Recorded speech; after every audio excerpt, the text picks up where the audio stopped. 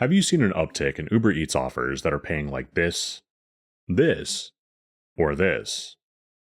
If so, you're not alone, and there's a couple of reasons for it.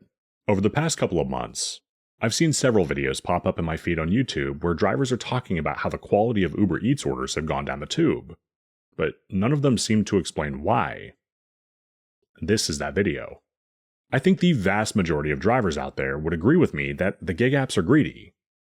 If you disagree, you're watching the wrong channel. It's that greed that's caused an average of a 30 to 40% reduction in pay. The gig app food delivery model is not sustainable in the long run. And the truth of the matter is, most of these companies hemorrhage money. In fact, there was only ever one company that was profitable. Once. Grubhub. And that was a long time ago. Until recently. Right about the time that Uber started slashing driver pay, this most recent time, they posted their first ever profit. Now, personally, I find the timing a little suspicious, but I'll leave that up to you to decide. Now, I want to talk about a couple of things. One that I definitively know to be true, and the other that I suspect to be true. Let's start with what I know to be true. While Uber is still paying drivers for mileage, they're paying substantially less than they used to. This is Sudden Valley. It's in my market, and the minimum I used to see to go to this community was about $7, and that's assuming that the customer didn't tip.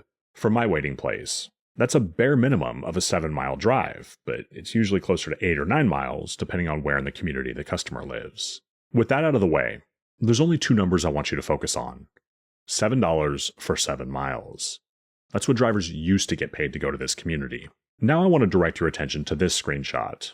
For simplicity, we're going to say it's $6 going 18 miles. Now, I'm of the opinion that they shouldn't be allowed to order 18 miles away.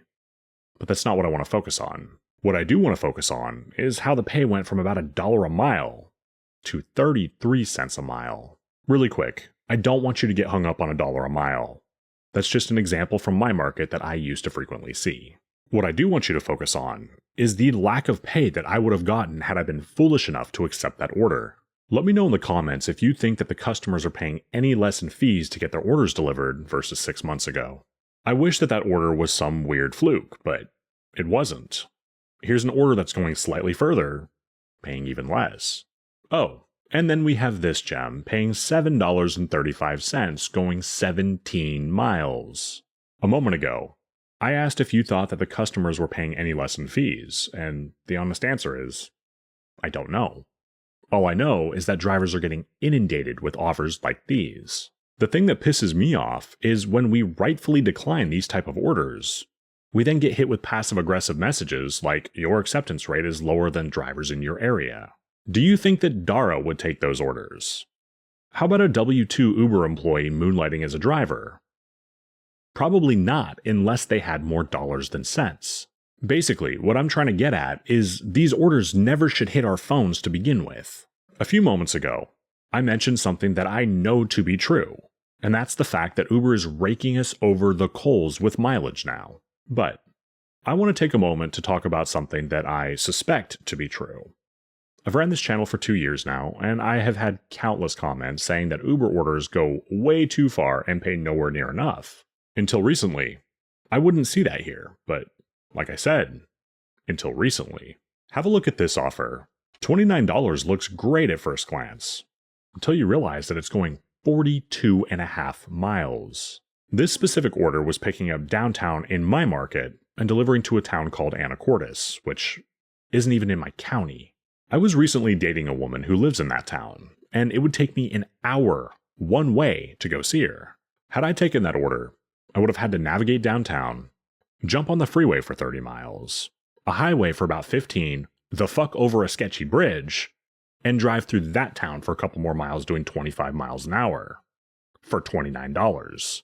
This is the single worst Uber Eats offer that I have ever seen, and I've seen some bad ones. Let me tell you what pisses me off about this specific order. They ordered from a delicious Indian place in my market. It's one of my favorites. Fantastic food and excellent service. However, I know for a fact that they have 4 or 5 Indian places substantially closer to where they live. But yet, for some reason, They were allowed to order from 42 miles away. Which brings me to my speculation. To me, it sure looks like Uber's increased the radius from which customers can order, which would be great if we were getting the old mileage pay, but we're not. We're getting the we're shafting you pay. I've been driving for Uber Eats specifically for 3.5 years now, and this was the first time I have ever seen some janky shit like that. While I am very happy that Uber is finally posting profits, because it means more opportunities for us in the long run, it sure looks like they did it by taking money directly out of our pockets. What about you guys? What are you seeing in your market? Has the quality of Uber Eats orders gone downhill? Let me know in the comments section. Recently, I started doing something new where I pick a few questions from my comment section to answer in one of my videos. Today, we're going to do that. The first question is from Castle Rocco 9120. It says, how do you even get hours at 7%? This is why I keep my stats around 79% just to be able to schedule in advance. Otherwise, I'm blocked out of even scheduling and Dash Now is gone for me. So that is a fantastic question. It's DoorDash specific, and I would love to answer it. So I always have a low acceptance rate on DoorDash. It's typically in the single digits, but recently with people getting their tax refunds, it like crept up to like 20%, which I was actually quite proud of because it meant that orders were actually paying well. But I digress. So what I've experienced, at least in my market, is that the DoorDash app will periodically turn red from time to time throughout the day.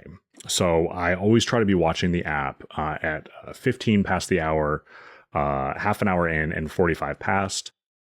Basically, when a schedule may have gotten deleted because somebody didn't sign in to drive.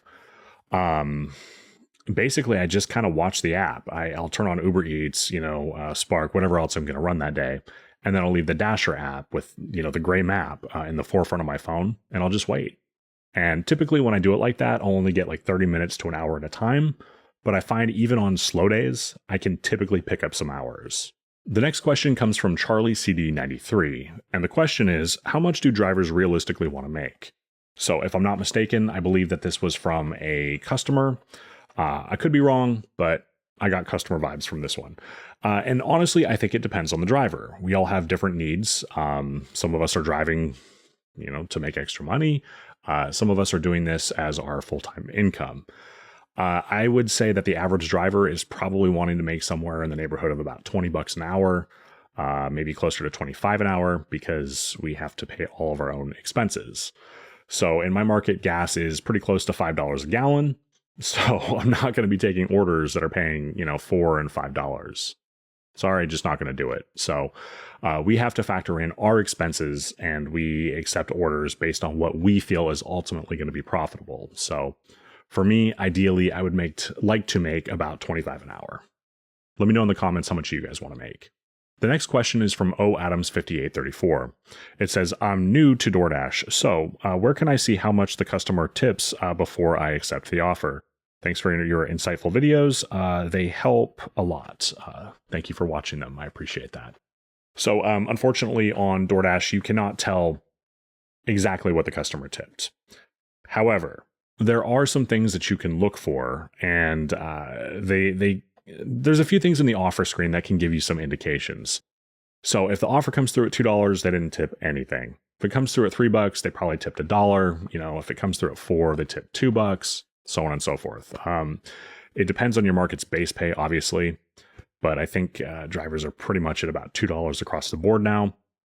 Yeah, there's not, unfortunately, some magical way we could check and see the tip in advance. I wish I had a better answer for you, but the truth is there's no way to tell definitively how much a customer tipped in advance. I have a couple comments asking the same thing. The first one is from Alum512, and the second one is from Larry Campbell.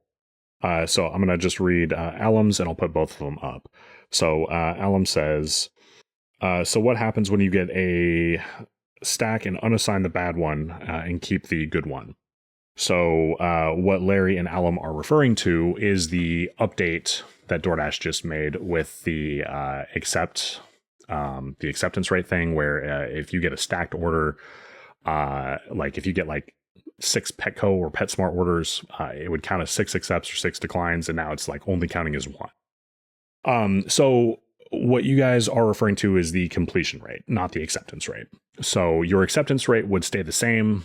So like if you got, we'll say if you got a double, right, and you unassigned one of the double, it's not going to change your acceptance rate. It's going to affect your completion rate because you're unassigning one. Hope that made sense. Well, guys, that is going to about wrap up the video. If you haven't done so yet, please do consider pressing the like button and subscribing to my channel.